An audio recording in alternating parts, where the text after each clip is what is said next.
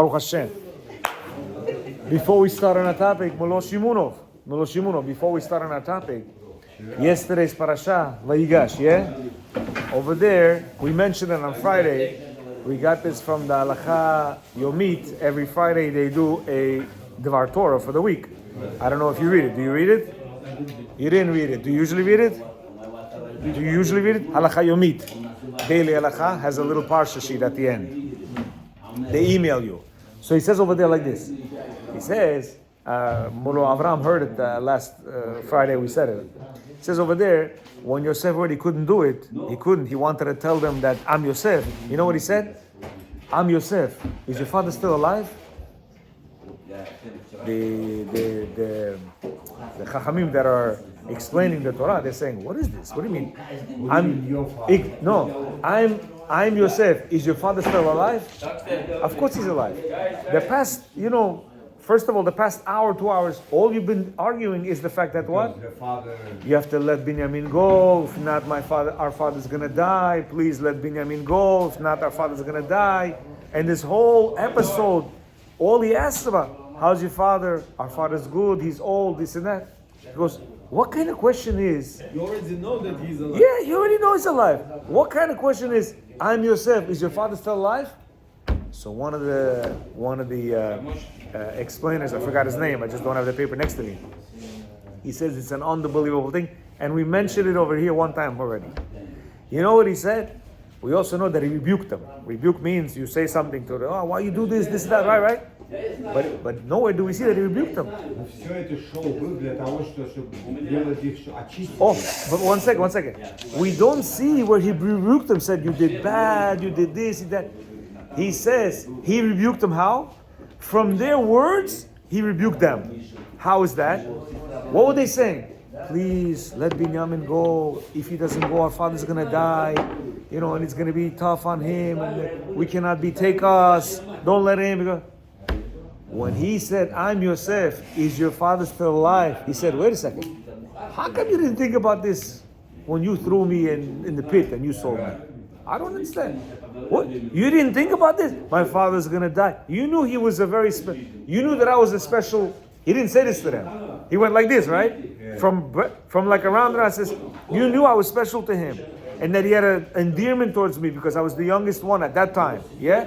You didn't think of all this that you're telling me right now? Our father's going to die, or this, or that.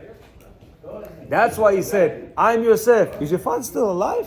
Meaning, do you remember what you did to me? You didn't think that the father was going to think about that? With this, the commentators say, when Mashiach is going to come, by the way, the Torah says that the brothers, they were all shocked. They didn't know what to say. They were like,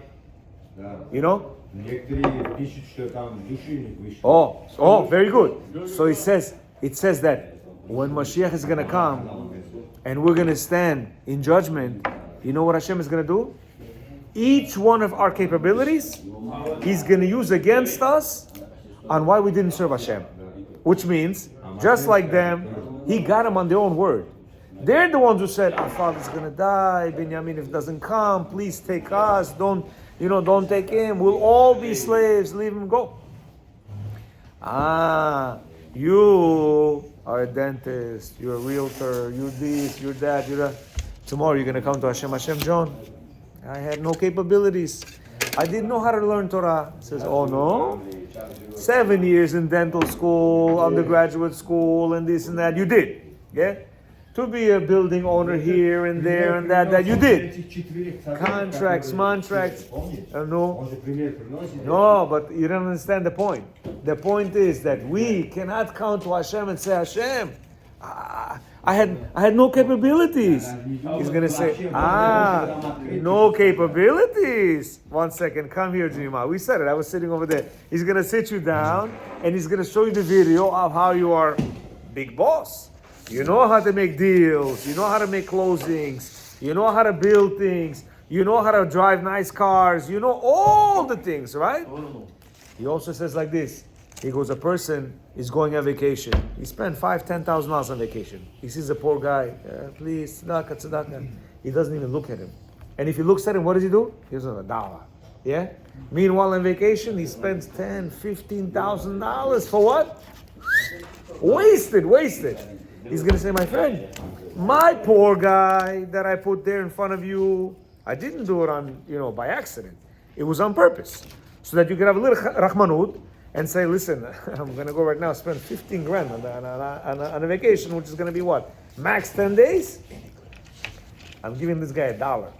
Yeah, divide $1 to 15,000. How much is that? 0.0000. Not even, and that's what's gonna work against us. When we spend money on large items, yeah, big house, big this, big that, Hashem is gonna put us down tomorrow and say, excuse me, come here, sit down.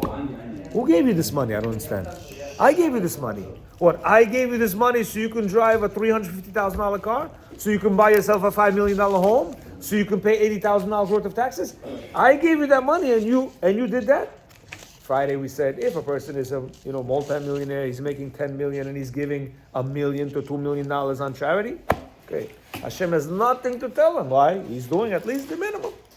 But to those people who take their chokhmah and they use it for all kinds of negotiations to make themselves rich and not using the chokhmah in order to learn a little bit Torah, or they're using their money to what? Make themselves all this and that and whatever, and not give a little bit to tzedakah. A person comes.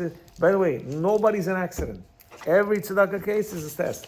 To see what's going to happen. That's what my grandmother always said. Are you going to? You spend $10,000, yeah? For example, for dollars. Yeah? He said for equivalent of $10,000, you have to buy it for whatever beautifies the mitzvah. Absolutely. For example, you want to buy a menorah. What's the cheapest menorah I buy? Very good. So in the Divrei Torah, he said like this: a guy is making a bar mitzvah, $250 a person, $5,000 for flowers, music another $6,000, video camera another whatever. Comes to tefillin, he's like, what's the cheapest pair of tefillin you have? He's making a bar mitzvah. He's making a bar mitzvah. Yeah? He's making a bar mitzvah. So he's spending $40,000 already. When he comes, Rabbi John, what's the cheapest tefillin you have? $250. Wow, it's a little bit too much, no? You have anything for $200? You know what I mean? Meaning, so he says, what's going to be the punishment later on? Just like over here, what Yoseph said, I'm Yoseph. Is your father still alive? He knew the father was alive. He was giving a rebuke. Their own rebuke. Meaning their own rebuke. They said, yeah, like this, like that, right? Later on, after 120, we're going to be upstairs, and Hashem is not going to chas v'shalom say anything that we don't know. We mentioned if a person is unable to, he's one of these, Down syndrome, Hashem has no tana on him. He has no question on him. Why? Because the person is not capable. Oh, he's going to have a question on the person who is capable, who is a little chacham, he knows business, this, that, he knows how to spend money, make money, and so on and so forth. Hashem is going to sit him down and use his own abilities to go against where he faulted here in this world. Baruch Adonai Olam, Amen, Amen.